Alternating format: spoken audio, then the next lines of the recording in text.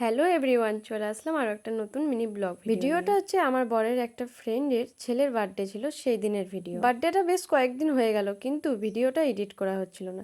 সেই কারণের জন্য আজকে ভাবলাম যে ভিডিওটা আমি এডিট করে পোস্ট করেই ফেলি। তো দেখো, এখন বার্থডে বাড়ি যাবো বলে আমি রেডি হয়ে পড়লাম। প্রথমে ভেবেছিলাম শাড়ি পরবো, কিন্তু প্রচণ্ড পরিমাণে বৃষ্টি হচ্ছিল সেই দিন। সেই কারণের জন্য দেখো আমি একটা 3 পিস পরে নিয়েছিলাম। আর এই 3 পিসটা পরে আমাকে কেমন লাগছে সেটা তোমরা অবশ্যই আমাকে কমেন্ট করে জানিয়ে বন্ধুরা। বৃষ্টির কারণে অনেকটাই দেরি হয়ে গেছিলো, সেই জন্য ঝটপট রেডি হয়ে পড়েছিলাম।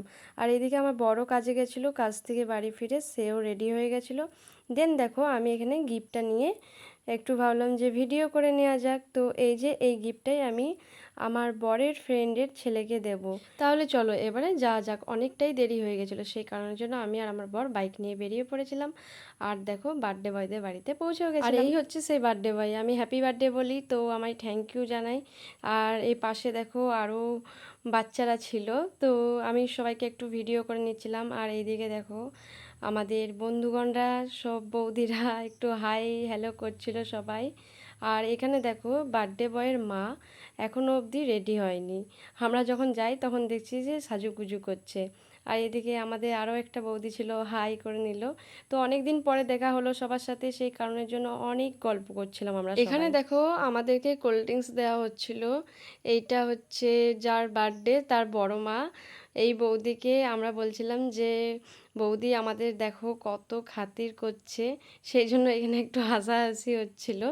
তারপরে আমরা সবাই মিলে একটু চ্যাশ করে নিই। চ্যাশ করে নেওয়ার পরে দেখো খেতে স্টার্ট করে দিই। কোল্ড ড্রিঙ্কস খাওয়া হয়ে যাওয়ার পরে দেখো বার্থডে বয় যেখানে দাঁড়িয়েছিল সেখানে আমি একটু ভিডিও করার জন্য চলে যাই। পিছনের ডেকোরেশনটাও দেখো বেশ ভালো লাগছিলো। আর এখানে সবাই ফটো ভিডিও তোলাতুলি করছিল। তারপরে দেখো আমি বার্থডে বয়ের কাছে গিয়ে পরে গিফটটাও দিয়ে দিই। গিফট দেওয়া কমপ্লিট হয়ে যাওয়ার পরে কয়েকটা ফটো তুলে নিলাম। ফটো তুলে নেওয়ার পরে দেখো এখানে কেক কাটিং স্টার্ট হয়ে যায়। তো সবাই এখানে happy birthday to you okay wish করা হচ্ছিল। তো ও কেকটা কাটিং করার পরে এদিকে আমি সবাইকে দেখিয়ে দিলাম সবাই কতটা পরিমাণে এনজয় করছিল সেটাই দেখাচ্ছিলাম। তারপরে কেক কাটিংয়ের পরে দেখো ও সবাইকে একে একে কেক খাইয়ে দিচ্ছিল। দেন আমার কাছেও এসেছিল, কেক খাইয়ে দিয়েছিল, সেটা আমি ভিডিও করতে পারিনি অবশ্য। কেক কাটিং হয়ে যাওয়ার পরে কিছুক্ষণ বসার পরে দেখো খাবার খাওয়ার জন্য বসে পড়ি।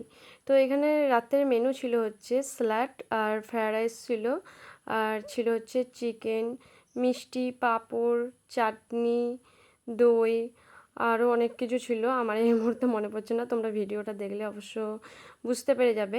প্রচণ্ড পরিমাণে খিদে পেয়েছিল, সেজন্য ঝটপট করে খেয়ে নিলাম।